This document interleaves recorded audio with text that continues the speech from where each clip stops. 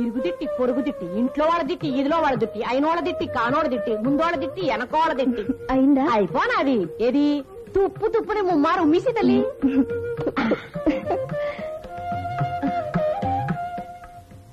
అత్తయ్య, నాకు 2 రోజులకు ఒకసారి మీరు బాంబే ఉత్తరం రాస్తుండాలి, లేకపోతే తిరుగుబండి నేను వెనక్కి వచ్చేస్తాను. తప్పకుండా రాస్తానమ్మా. నీ ఆరోగ్యం జాగ్రత్తగా చూసుకో. మాయా, ఇక నేను బయలుదేరినా?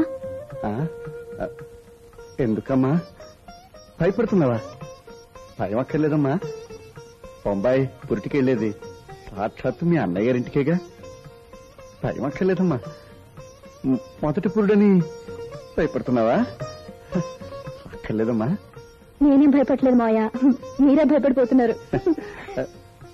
చక్కదనాల మనవణ్ణి తీసుకొచ్చి నా చేతిలో పెట్టాలమ్మా. ఏ మనవరాలైతే అక్కర్లేదా? అక్కడ చూస్తే తెలియటం లేదమ్మా, మనవడు నా సైజులో మఠం వేసి కూర్చున్నాడు. చాలండి. కాళీ, నువ్వు అటు ఇటు తిరిగి ఆటలో పడిపోకూడదు, శ్రద్ధగా చదువుకోవాలి. అలాగే వదినా, నా పరీక్షలు సరికి నువ్వు వచ్చేయాలి. నీ ఆశీర్వాదం తీసుకునే పరీక్ష రాస్తాను. అలాగే, తప్పకుండా. ఏ వసంత, నా ప్రసవం కన్నా ముందే నువ్వు శుభవార్త చెప్పాలి. ఏం వార్త వదినా? నువ్వు ఊరుకో, పొత్తిగా ఇంగితం లేదు. అవునక్క, అస్సలు లేదు. వదినా వదినా, అరే బొట్టు పెట్టుకున్నావేమిటి? కొత్త పెళ్లి కొడుకులాగా గుడికెళ్ళి వస్తున్నావా? ఈ రోజు వెళ్ళాను. ఏమిటి ఈ రోజు విశేషం? నువ్వు పురిటికెళ్తున్నావు కదా.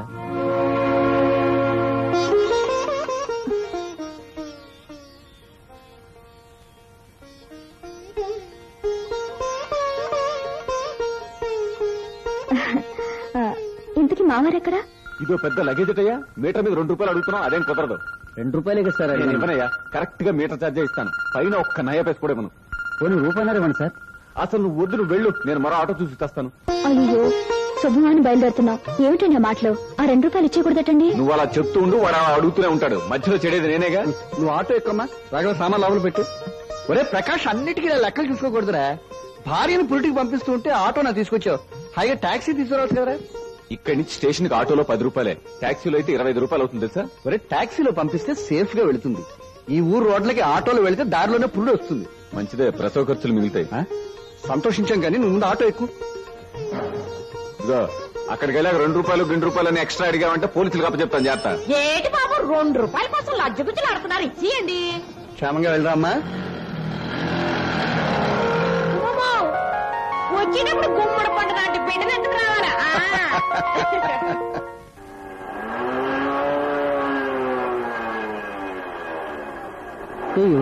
Thank you.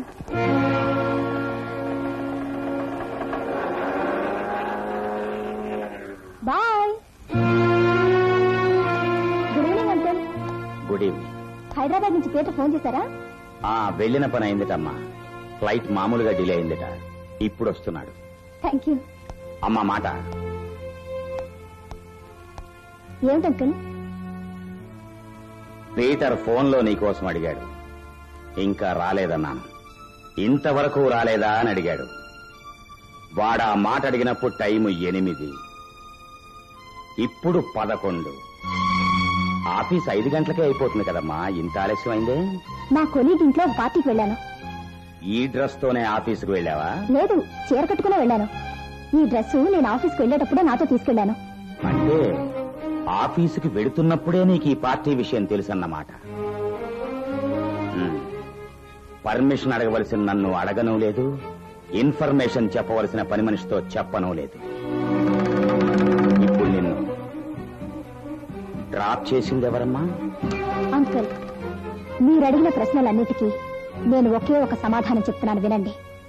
నేను నిప్పు లాంటి మనిషిని, అన్ని విషయాల్లోనూ. Very good. కానీ ఆ వచ్చినవాడు దూది లాంటి వాడైతే కొంపలు అంటుకుపోతాయి కదమ్మా. అంకుల్, అతను మా ఆఫీసులో మాతో కలిసి పనిచేస్తున్నాడు. అతనితో చాలాసార్లు స్కూటర్ మీద వెళ్ళాను. అలా వెళ్లడం పీటర్ కూడా తెలుసు. ఇప్పుడు రావటం కూడా పీటర్కి తెలుసా? చూడు సరోజిని, బండి నడిపేవాడు పీటర్, వెనక్కి కూర్చోవలసిందని నువ్వు ఏమాత్రం కదిలినా బండి బ్యాలెన్స్ తప్పిపోతుందమ్మా. నేను బండి అన్నది మీ కాపురం గురించి. మా బండి ఏ ఒడిదుడుకులు లేకుండానే పోతుంది. అడ్డంగా ఏ ముసలి పీనుగైనా వస్తేనే బ్యాలెన్స్ తప్పుతుంది. నేను ముసలి పీనుగా అన్నది మీ గురించి కాదు,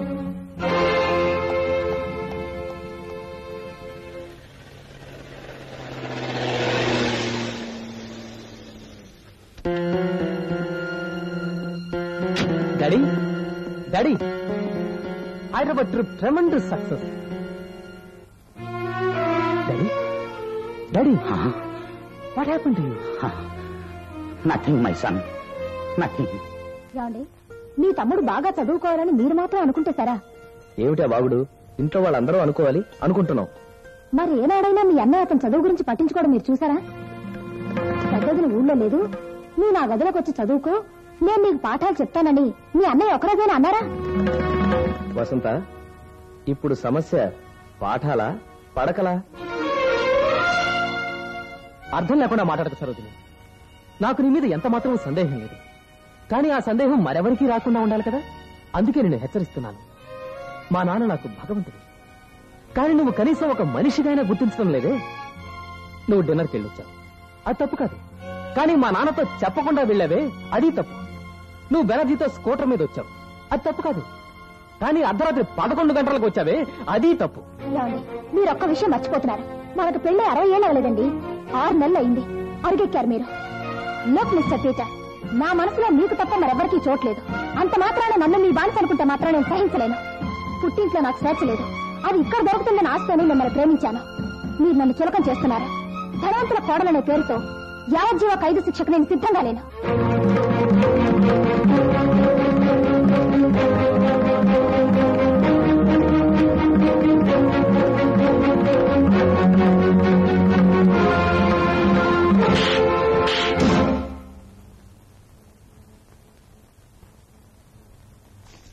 ఏమిటి నువ్వనేది? అవునండి, ఇల్లంతా వెతికాను, ఎక్కడా కనబడలేదు.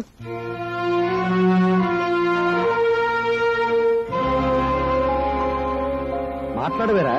వసంతను ఎక్కడికైనా పంపించావా? ఇద్దరు పోట్లాడుకున్నారా? జవాబు చెప్పవేరా? పొద్దుటి నుంచి వసంత కనిపిస్తడం లేదు సార్. రాఘవ, నోరు ఇప్పుతావా లేదా? ఇక లాభం లేదు. గోదావరి, నువ్వు వెళ్ళి నా తొక్క తీసుకురా.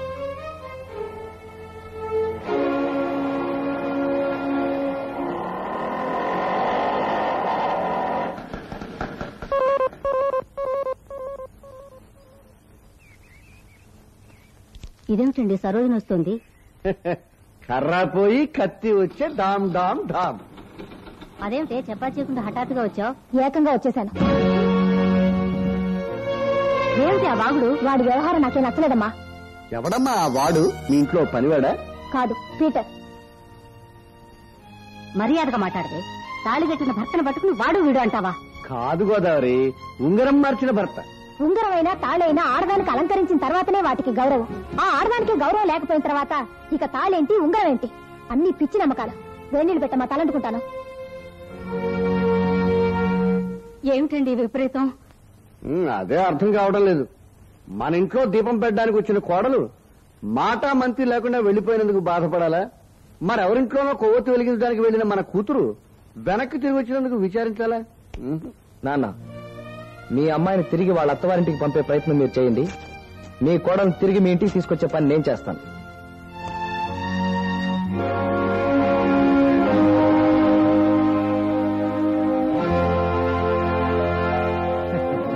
ఏమిటి, వచ్చినప్పటి నుంచి అత్తవారింట్లో ఏం జరిగిందమ్మా అని మా నాన్న అడగట్లేదేమా అని చూస్తున్నావా? అడగనమ్మా. ఆ ఇంటి విషయాల్లో జోక్యం కలుగు చేసుకోవటం అమర్యాద, నాకు తెలిసినంత వరకు. మరి నాకేదైనా సమస్య ఎదురైనప్పుడు ఎవరితో చెప్పుకోవాలి? అగ్ని సాక్షిగా నేను ఒక 5 చేతులు పెట్టి అప్పగించానుగా, అతనితో చెప్పు. సమస్య అతనైతే? ఓహో, అప్పుడు తండ్రితోనే చెప్పుకోవాలి. అందుకే వచ్చాను. అన్నన్నా పొరపడ్డావమ్మా. ఇప్పుడు నేను కాదమ్మా నీ తండ్రిని. ఎప్పుడైతే నీకు పెళ్లి చేశానో అప్పుడే నా పదవి ఊడిపోయింది. ఇప్పుడు నీ తండ్రి అప్పల నరసయ్య గారు, వెళ్ళి అతనితో చెప్పుకో.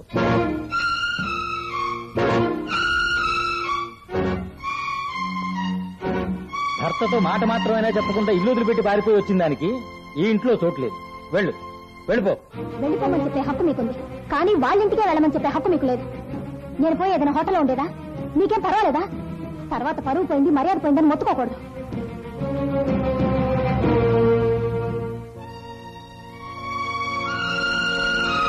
ఎక్కడికి వెళుతున్నావమ్మా? బీచ్ కా, ఏదైనా హోటల్ కా? హోటల్కి వెళ్ళేంత ధైర్యవంతురాల్ని కాను, బీచ్కి వెళ్ళి దూకేంత పిరికిదాన్ని కాను. నా సమస్యను నేనే పరిష్కరించుకుంటాను. అంటే ఎక్కడికి మరి? మా ఇంటికి. ఆహా, ఎంత దివ్యంగా ఉందో ఈ మాట. నేను నీకు తోడురానా? అవసరం లేదు, నేను వెళ్ళగలను. ఓహో, ఇది మరీ దివ్యంగా ఉంది.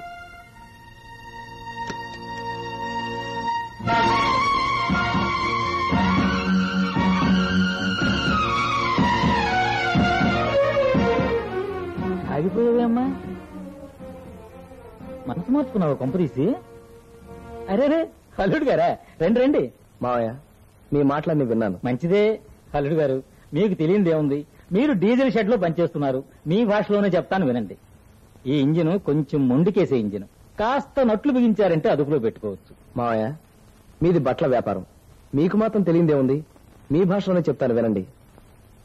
నేనేదైనా కొట్లో బట్టలు కొంటే తొడగనైనా తొడుగుతాను, లేదా చింపి పీలికలు చేస్తాను, అంతేగాని రిటర్న్ చేయను. అబ్బా, అల్లుడు గారు ఇప్పుడు నన్ను చింపి పీలికలు చేశారు. రా. పారిపోయిన నీ కోడల వెంట మీ అబ్బాయి ఎలా పరిగెత్తుకుంటూ వెళ్ళాడో అలాగే పీటర్ ఏదో ఒక రోజు నన్ను వెతుక్కుంటూ వస్తాడు. చేసిన తప్పుకు క్షమాపణ కోరుకుంటాడు. అప్పుడు నేను వెళ్తాను. ఈ మగాళ్ళ సంగతి నాకు బాగా తెలుసు. ఏనా మీరు అసలు మాట్లాడరే? నేనేం మాట్లాడనురా, మన సంసార నౌక మునిగిపోతోంది. కాపాడే ప్రయత్నం చేయొచ్చుగా, ఫలితం ఉంటే కదరా తప్పించుకోవచ్చుగా. నన్ను ఎలా తప్పించుకోమంటావురా? ఈ నౌక కెప్టెన్ నేనే. నేను మామూలు ప్రయాణికుణ్ణి, నాకేతొచ్చును. నన్ను దూకేమంటారా?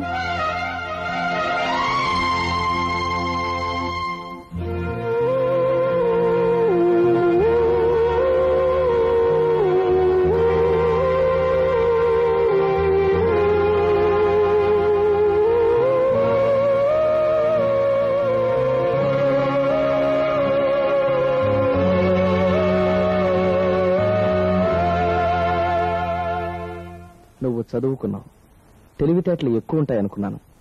అస్సలు లేవని ఇప్పుడే తెలిసింది. చూడు, నేనే నీకు కావాలనుకుంటే నువ్వు కొంతకాలం ఓపికగా ఉండక తప్పదు. నా శరీరమే నీకు కావాలనుకుంటే ఇప్పుడే ఇక్కడే నేను రెడీ.